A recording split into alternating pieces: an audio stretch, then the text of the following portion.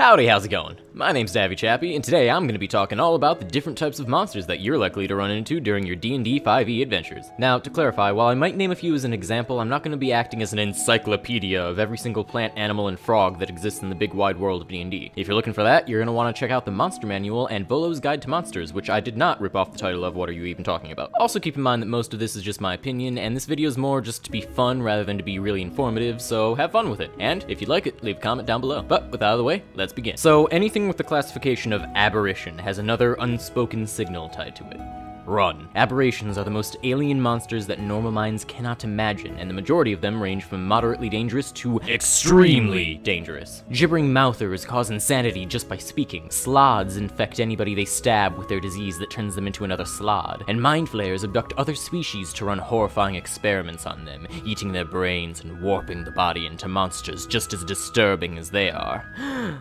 Luckily, aberrations are relatively rare, but unluckily, if you do find one, expect your situation to become much worse than you originally expected. Beasts are classified as natural-born animals that don't have any crazy magical traits that would put them into another group, and therefore, they're where you'd put animals that you'd find in real life, from horses, to wolves, to bears, to giraffarigs. All normal animals belong to the beast group. That being said, don't be fooled into thinking that beasts are somehow inferior to other monsters just because they're not super fantasy. I should note that one of the most dangerous types of beasts are dinosaurs, which you could totally find walking around somewhere, and I would highly advise against creating a theme park around. But other than that, it's just a common sense issue on how to proceed. Don't poke the bear, don't look the gift horse in the mouth, and don't antagonize the cuckoos, and you'll probably be okay. When the creature that you're fighting starts glowing with a holy radiance and light pours into the room to shower them with an ethereal glow, you know that you're probably fighting a celestial, and you know that your shit's probably done for. Celestials are very rare, and there aren't a lot of different types of them, but when they do appear, it's almost always for a specific purpose, and God help you if you get in the way of that purpose. Whether they've been summoned by a cleric, they're following the orders of their god, or they just don't really like you, situations involving celestials demand the utmost respect, because a lot of these godly beings don't totally appreciate being talked down to by some random ass dude with a sword. My only suggestion is that if things go to blows, shut down the celestials' ability to heal somehow, since almost all of them have ways to regenerate and keep the fight going for longer than you would like. Other than that, your only other option is to pray to a god and hope that it isn't the one that doesn't like you.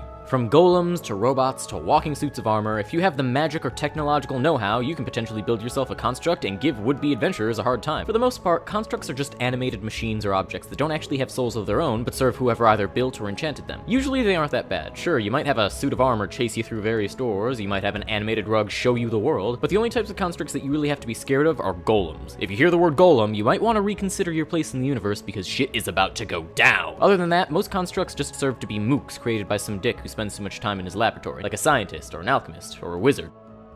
Especially the wizard. Okay, bruh, I'm gonna level with you. If you don't know what a dragon is, you're playing the wrong game. But just in case you really don't know, dragons are a race of colossal, super intelligent reptiles that breathe undiluted fuck you at everything that displeases them. And given that they're some of the oldest and wisest creatures in the game, there are a lot of things that can displease old Grandpa Goldenhide. Dragons come in all colors of the rainbow, and their color dictates how much of a bad time you're about to have if you face one. Not only do their colors show off what type of element they breathe, from fire to ice to acid, but they're also a good indicator of their alignment. Dragons with metallic colors are generally good aligned, meaning they're less likely to kill you, and there's a chance that you might end up as total bros. But the colorful chromatic dragons are usually evil, so it's a very good idea to run away before it decides that you'd look way cooler if you were actually frozen. No matter what the occasion, the reveal of a dragon in the story of your game is a big deal, and special care should be taken to make sure that you don't go the way of Lake Town. You know how sometimes when there's a weird, scary noise and someone in the party's like, it's probably just the wind? Well, in the case of elementals, it is probably just the wind, but that does not make your situation any better. Elementals are incredibly rare, unless you're an Eberron, mostly seen in places where there's a strong connection to an elemental plane, and they vary from moderately difficult to holy hell, why does the fire spirit have biceps? As you might expect, don't try attacking them with their native element, and also don't expect to be able to fly to save your life. What you can expect is that they're more or less territorial, or at least they'll leave you alone once they get bored of chasing you. Also, if anybody has a way to force people into other planes of existence, you can be gone, thought! The elemental back from whence it came. Also, if you manage to catch an elemental, congrats! You now have your very own power supply of whatever element you caught. Now go make an airship with it.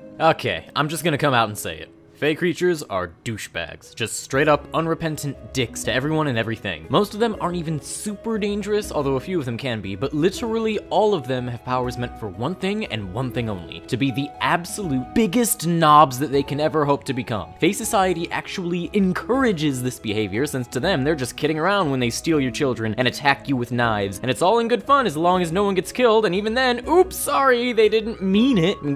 Jeez, man, Will Smith put it best. Fairy lives don't matter today. Yes, I'm being prejudiced. No, I'm not sorry. Don't believe the hype. Fuck fairies. Long ago, in the olden days of D&D, there were two monster types, the demons and the devils. But then, so many people had no idea what the difference was, and wizards just threw up their hands and relabeled them all as fiends. Either way, fiends are the catch-all word that means evil motherfucker that'll rip your body parts out through your body parts and shove them down all your body parts. And as a result, the vast majority of them are super fucking dangerous. I don't think I need to tell you that the creatures that adventurers usually have to stop cultists from summoning are obscenely scary and murdery, and every effort should be taken to kill these bastards because they definitely want to kill you. Be careful though, as a lot of fiends have resistances to certain types of damage, so make sure that you know what you're getting into before you cast that 7th level fireball at the guy with resistance to fire. Look up in the sky! It's a bird! It's a plane! Nope, it's a giant foot. We're about to die. Giants are exactly what they sound like. They're just really tall, and that makes them better than everyone. Pretty much all giants are really tough to fight, and they have their own social hierarchy based on who can reach the top shelf the best. In order, the giant hierarchy goes hill, stone, frostfire, and cloud, storm, with each type of giant worshipping their own specific god as well as the main giant god. This caste system only really comes into play when two different types of giants meet, so don't expect it to help you stay alive if you end up on the wrong side of a foot. In combat, you don't have much of a choice other than to fight, since these guys are faster and way taller than you, so you're probably screwed unless you put all of your combative might into not getting your shit kicked in. Otherwise, appeal to their tall sensibilities if they aren't very smart. You're small, that's funny. Be funny. I don't care if it's demeaning, he has a bag full of halflings in his back pocket. Humanoids are what you are. They walk, talk, do taxes, go bowling, listen to Blink-182, all that stuff. There's not a lot to say about humanoids that isn't incredibly common knowledge, so instead here's a video of me while I was drunk at a party. And now I need to take the last shot. Where's the shot? Davvy, do you want another shot? Where's the shot? I lied. You poured me 75% of a shot and put it on this table, and it's not here. Those are facts. And why isn't it here? Happy birthday to you. My birthday was a week ago. Davvy. What do you want from me? Happy birthday. Fuck you, I'm Davvy Chappy!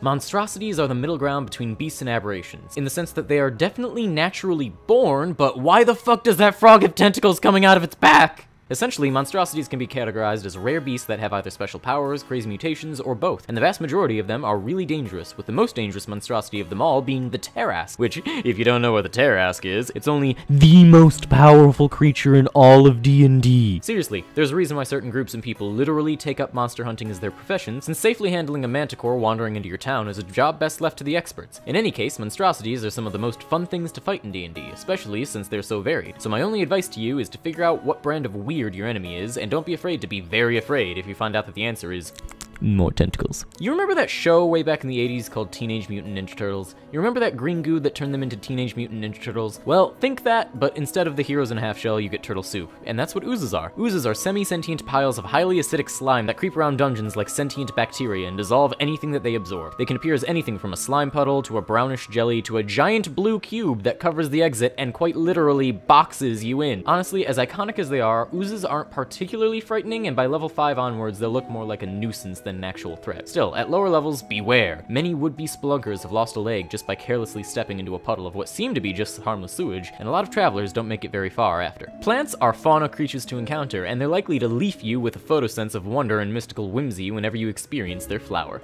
Puns aside, plant monsters honestly aren't the scariest thing in the world, with the exception of treants, who will photo-wreck your shit. A good number of them don't even fight, like shriekers, who will just yell at you if you get too close, or awakened shrubs, who just stand there, all shrubbery. Usually, a plant creature just acts as your general "magic is here" signal, but honestly, there are more threatening things to worry about than your everyday woodwode. Now, onto things that are threatening. Undead creatures are pretty much always a bad sign, and seeing one is a good indication of, yep, this is where the plot's going. A lot of undead creatures are deadly, but almost all of them are incredibly annoying to fight, as most of the ghostly spectral types go at you where it hurts, in the ability scores. They'll suck out your constitution bit by bit, so it doesn't matter if you're a hill dwarf barbarian who rolled 12 on every HP roll, you're still gonna go down just as hard as everyone else. Clerics get to have extra fun fighting undead, since they get a super middle finger button in the form of turn undead, so if you have a cleric in the party, undead becomes significantly less of a problem. However, if you don't have a cleric in the body, have fun watching all your stats slowly dwindle as Casper the Friendly Dickbag steals all your charisma. But that'll about do it. I hope you enjoyed this video, leave a like and comment if you did, and maybe subscribe if you want to be a cool dude. Also, if you want to stay up to date on all your Davvy news, I keep a link to my Discord in the description below. But yeah, Davvy out.